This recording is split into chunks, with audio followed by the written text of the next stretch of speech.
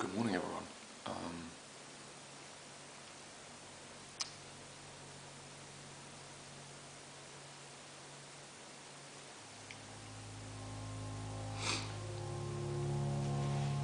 So it's currently 2 days before the end of Christmas holidays, and it's currently 7:25 a.m. No one's up yet, and it doesn't really feel like the world's up yet, because if you look outside,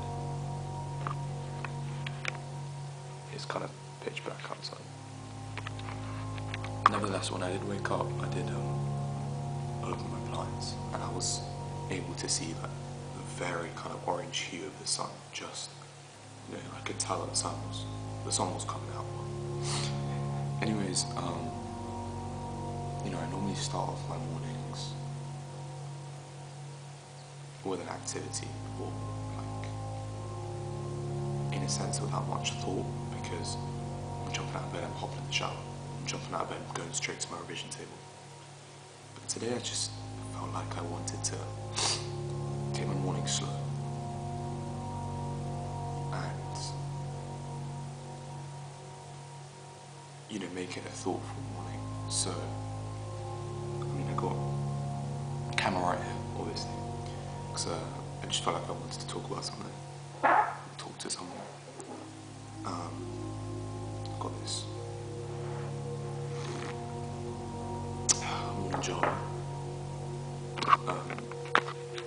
I really like coffee, but for some reason only the one in my house. I don't really like the other ones. And I got this book over here, East of Eden, John Steinbeck, and I'm currently the last to fold through. I had to fold a few because I didn't have my bookmarks or my tabs on me.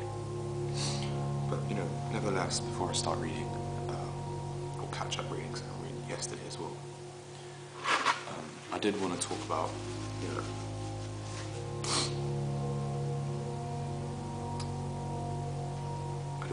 happiness and peace. Now, I do think that many people get mixed up between the two in the sense of what is enlightenment. Because people just say, I want to be happy. I just want to be happy. And I don't think that's wrong.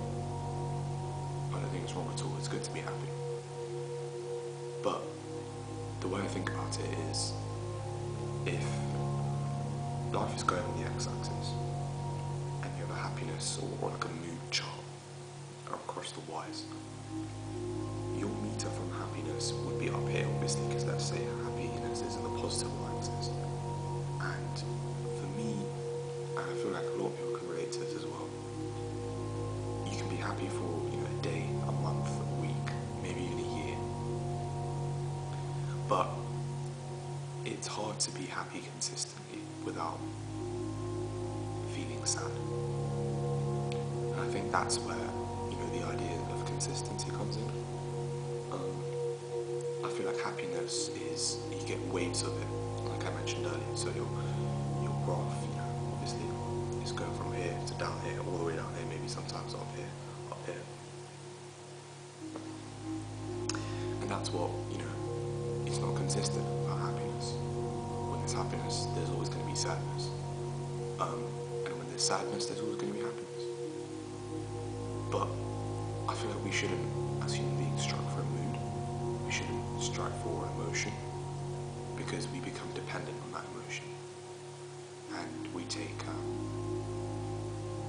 comfort in that emotion. I know a lot of people, so I've tried, including me, have taken, sadness as a comfort. It sometimes feels comfortable to be sad. That's because we've been sad and we're used to it, and now not being in that comfort zone, it makes us uncomfortable. But going back to the topic at hand, the reason I believe that fulfillment or peace is what we should strive for is because peace is always stable, it's always constant, it's always consistent. It's just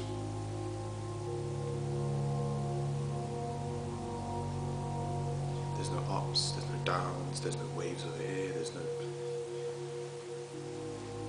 Peace is just a straight line.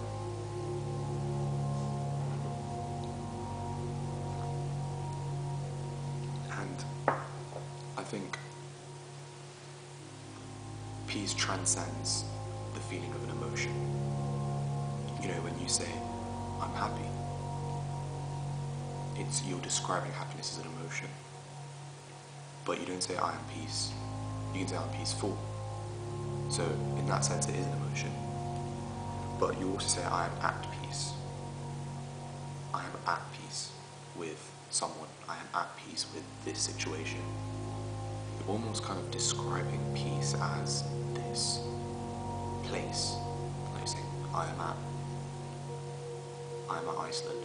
Or you say, I am in Iceland, but, you know, I'm at the edge of the storm. You know, like something I am at.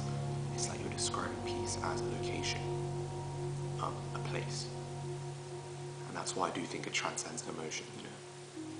You have happiness, sadness, emotions, peacefulness, which is also an emotion. But peace is just, the idea of peace just goes above that.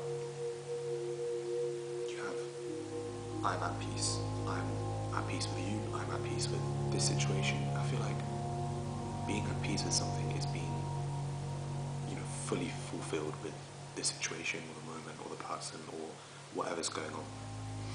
And I do feel like that is kind of the peak of human mental thought, or any thought, in a way.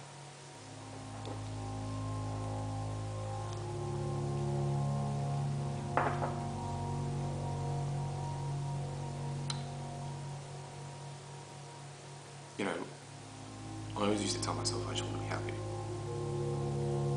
I just want to be happy, I just want to be happy. Like, that was the only thing I would tell myself when I wanted something. I just want to be happy. When I used to pray, I'd say, God, I just want to be happy. When I was thinking what I want in life, my goals, I just want to be happy. But I realised that's wrong. You know, it's good to be happy sometimes, but wishing for happiness all the time is risky, because there's always going to be down when there's up. And you don't want that. You don't want variations, you don't want fluctuations in your mood.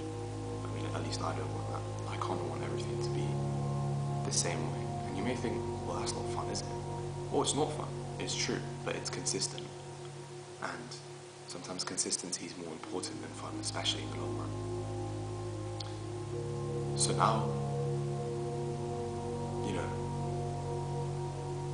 especially with the new year, I did wish for peace and fulfillment, peace and prosperity, fulfillment. Peace and fulfillment too, but peace and prosperity, because peace is enlightenment, and I think more people have to realize that.